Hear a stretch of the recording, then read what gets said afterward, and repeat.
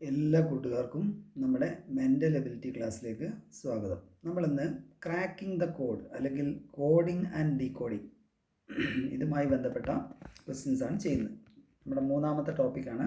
ആദ്യം നമ്മൾ number series പഠിച്ചു, അത് കഴിഞ്ഞ് ആൽഫബറ്റ് സീരീസ് പഠിച്ചു, അത് കഴിഞ്ഞ് മൂന്നാമത്തെ ടോപ്പിക്കാണ് കോഡിംഗ് ആൻഡ് ഡീകോഡിംഗ്. ഇത് ആൽഫബറ്റ് സീരീസുമായി ബന്ധപ്പെട്ടത് തന്നെയാണ്. നമുക്കറിയാം ഇംഗ്ലീഷ് അക്ഷരമാല ിലുള്ള ഓരോ അക്ഷരവും ഇപ്പോൾ എ എന്ന് പറയുന്ന 1 അതിൻ്റെ നമ്പർ, ബി എന്ന് പറയുന്ന 2, സി എന്ന് പറയുന്ന 3, ഡി എന്ന് പറയുന്ന 4. ഇതുപോലെ നമുക്ക് ഓരോന്നും എഴുതാൻ പറ്റും. അതേപോലെ തന്നെ തിരിച്ചും എഴുതാൻ പറ്റും. അതായത് പിന്നിൽ നിന്ന് എഴുതുമ്പോൾ ഇത് 27, B 26, A 26, B 25, C 24, D 23, E എന്ന് പറയുന്നത് 22. അപ്പോൾ നമുക്കറിയാം ഇത് കിട്ടാൻ വേണ്ടി നമ്മൾ 27 നിന്ന് അതിൻ്റെ നമ്പർ മൈനസ് ചെയ്താൽ മതി. ഉദാഹരണത്തിന് എഫ് എന്ന് പറയുന്നത് 6 ആയതുകൊണ്ട് നമ്മൾ എഫ് എന്ന് പറയുന്നത് പിന്നിൽ നിന്ന് എണ്ണുമ്പോൾ 21 ആയിരിക്കും. അപ്പോൾ ഈ നമ്പറുകളൊക്കെ നിങ്ങൾ ഓർമ്മ വേണം. ഇനി എൻ്റെ പേര് ഞാൻ ഒന്ന് കോഡ് ചെയ്യാണ്.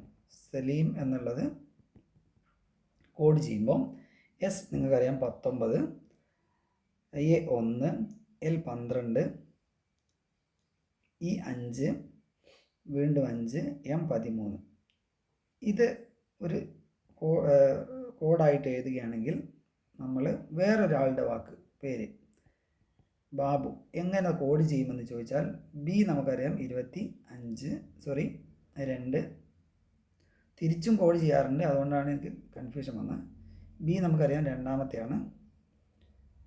ഓക്കെ, 1, 2, യു ടി 20 ആണല്ലോ, അപ്പോൾ 21. അപ്പോൾ ഇതായിരിക്കും ബാബു എന്ന് പറയുന്ന ആളുടെ പേരിൻ്റെ കോഡ്. അപ്പോൾ ഇങ്ങനെ ഒരു കോഡ് തരികയും നമ്മൾ അതിൻ്റെ ഡീകോഡ് ചെയ്തിട്ട് അതിൻ്റെ മറ്റൊരു പേര് അല്ലെങ്കിൽ മറ്റൊരു വാക്കിൻ്റെ കോഡ് കണ്ടുപിടിക്കുകയും ചെയ്യുന്ന ഒരു പ്രോബ്ലമാണ് നമ്മൾ ചെയ്യുന്നത്. ഓക്കെ, അപ്പോൾ നമ്മൾ NMMS പരീക്ഷയ്ക്ക് ചോദിച്ച ഒന്നാമത്തെ ഒരു ടൈപ്പ് ക്വസ്റ്റ്യൻ ചെയ്ത് നോക്കാം. അപ്പോൾ ക്വസ്റ്റ്യൻ ഇതാണ്: in a code language B equal to 25. അതായത് ഒരു പ്രത്യേക ഭാഷയിൽ ബി എന്നുള്ളത് 25 എന്നാണ് എഴുതിയിട്ടുള്ളത്. അതേപോലെ ബാഗ് എന്നുള്ളത് 71 എഴുതിയിട്ടുള്ളത്. എന്നാൽ ബോൾ എന്നുള്ളതിൻ്റെ കോഡ് എന്താണെന്നാണ് ചോദ്യം. അപ്പോൾ നമ്മൾ ആലോചിച്ച് നോക്കണം. ബി 25 എന്ന് പറയുമ്പോൾ തന്നെ നമുക്കറിയാം അതിൻ്റെ നമ്പറാണ് അവിടെ ഉപയോഗിച്ചിട്ടുള്ളത്. അതായത് നമുക്കറിയാം എ എന്ന് പറയുന്നത് 1, പക്ഷെ പിന്നിൽ നിന്ന് 26. അതേപോലെ ബി എന്ന് പറയുന്നത് 2, പിന്നിൽ നിന്ന് 25. അപ്പോൾ ആ നമ്പറാണ് യൂസ് ചെയ്തിട്ടുള്ളത്. അപ്പോൾ അങ്ങനെയാണെങ്കിൽ ബാഗ് എന്നുള്ളതിൻ്റെ കോഡ് നമ്മളൊന്ന് എഴുതി നോക്കുകയാണ്. എന്നിട്ട് 75 കിട്ടുന്നുണ്ടോ എന്ന് നോക്കണം. ബിയുടെ നമ്പർ നമുക്കറിയാം 25, എ 1, ദെൻ ജി എന്ന് പറയുന്നത് എ 1 പിന്നിൽ നിന്ന് എണ്ണുമ്പോൾ 26. അതേപോലെ ജി എന്ന് പറയുന്ന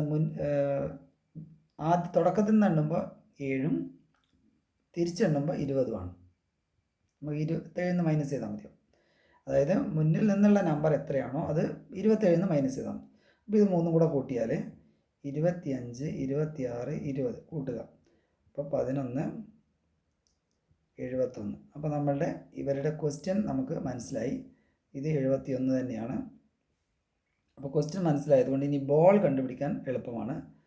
ബി എ എൽ എൽ ബോളിൻ്റെ ബി നമുക്കറിയാം 25, എ 26, എൽ എന്ന് പറഞ്ഞാൽ 12 ഫ്രണ്ടിൽ നിന്ന്, അപ്പോൾ ബാക്കിൽ നിന്ന് 15, ഇതും 15, 27 നിന്നാണ് നമ്മൾ മൈനസ് ചെയ്യുന്നത്. അപ്പോൾ 30, 5, 5, 10, 16, 21, ബാക്കി 2, 3, 3, 4, 4, 6, 2, 8, 81 നമ്മുടെ ആൻസർ. അപ്പോൾ നമ്മുടെ ആൻസർ എന്ന് പറയുന്നത് ഇതാണ്.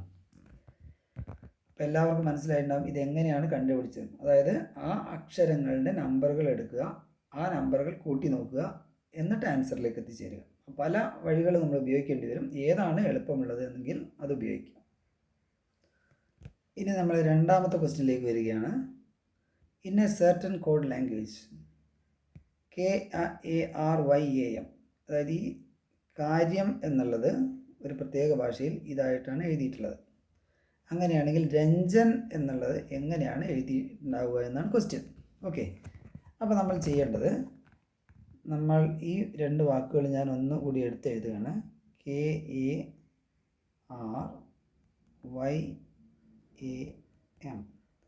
രണ്ടാമത്തത് RAKMAY.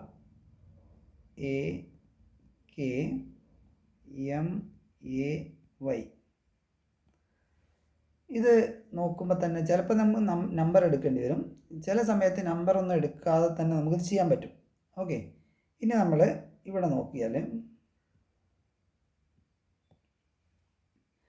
KAR എന്നുള്ളത് തിരിച്ചെഴുതിയതാണ്. R ഇങ്ങോട്ട് വന്നു, A ഇവിടെ തന്നെ ഉണ്ട്, K ഇങ്ങോട്ട് വന്നു. ഇനി അതേപോലെ M ഇങ്ങോട്ട് വന്നു, Y ഇങ്ങോട്ട് പോയി, A ഇവിടെ തന്നെ വന്നു. ഇപ്പോൾ നമ്മളിവിടെ നമ്പർ ഒന്നും എടുത്തിട്ടില്ല, പകരം അതിൻ്റെ സ്ഥാനം മാറ്റിയിരിക്കുകയാണ്. അപ്പോൾ നമുക്ക് രഞ്ജൻ എന്നുള്ളത് എഴുതുമ്പോൾ എന്താണ് ചെയ്യുക? രഞ്ജൻ. അപ്പോൾ നമുക്കറിയാം പകുതി ഭാഗം N ആദ്യം വരും, പിന്നെ A വരും, പിന്നെ R വരും. അതായത് ഇതിങ്ങോട്ട് A അവിടെ തന്നെ. ഇനി അതേപോലെ N ഇങ്ങോട്ട് വരണം. അപ്പോൾ N അവസാനം J വരും, നടുക്ക് A വരും. അപ്പോൾ അങ്ങനെ ഒരു ആൻസർ ഇതിലുണ്ടോ എന്ന് നോക്കുക. NAR NAJ. അപ്പോൾ നമ്മൾ ആ ഉത്തരം ഇതിലുണ്ട്. അപ്പോൾ ഇതാണ് നമ്മുടെ answer.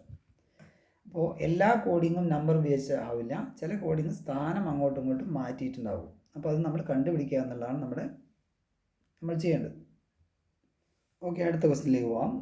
In a code language A = 26, CAN = 63. അപ്പോൾ ഇത് കാണുമ്പോൾ തന്നെ നമുക്ക് മനസ്സിലാവും എയുടെ നമ്പറാണ്, പിന്നിൽ നിന്നുള്ള നമ്പറാണ്. അപ്പോൾ A 26 എന്ന് കിട്ടണമെങ്കിൽ നമുക്കറിയാം പിന്നിൽ നിന്ന് നമ്പറാണ്.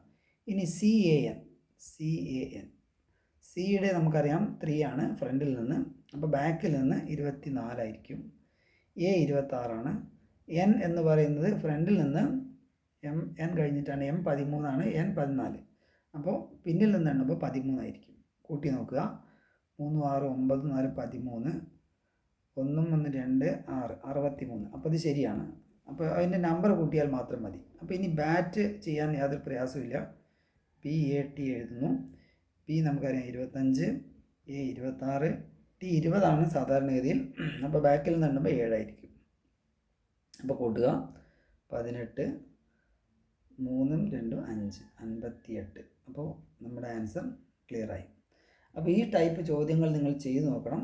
ഞാൻ കുറേ ക്വസ്റ്റ്യൻസ് നമ്മുടെ ഗ്രൂപ്പിൽ ഇട്ട് തരുന്നതായിരിക്കും. ഓക്കെ, അടുത്ത ക്വസ്റ്റ്യനിലേക്ക് പോവാം. ഈ summer is coded as runner. അതായത് സമ്മർ എന്ന് പറയുന്ന വാക്ക് റണ്ണർ എന്നാണ് കോഡ് ചെയ്തിട്ടുള്ളത്. അങ്ങനെയാണെങ്കിൽ വിൻ്ററിൻ്റെ കോഡ് എന്താണെന്നാണ് ചോദ്യം. ഓക്കെ, അപ്പോൾ നമ്മൾ ചെയ്യേണ്ടത് ഇതൊന്ന് എഴുതി നോക്കുക. സമ്മർ എല്ലായ്പ്പോഴും നമുക്ക് അങ്ങോട്ടും ഇങ്ങോട്ടും റീപ്ലേസ് ചെയ്താൽ ആൻസർ കിട്ടിക്കൊള്ളണമെന്നില്ല. അപ്പോൾ നമ്മളൊന്ന് എഴുതി നോക്കുകയാണ്. അതിന് റണ്ണർ RUNNER നേരെ താഴെ എഴുതുകയാണെങ്കിൽ നമുക്കൊന്നും കൂടെ എളുപ്പത്തിൽ മനസ്സിലാവും. ഓക്കെ, ഇനി എന്തൊക്കെയാണ് മാറ്റം വന്നിട്ടുള്ളത് നോക്കാം. SMN,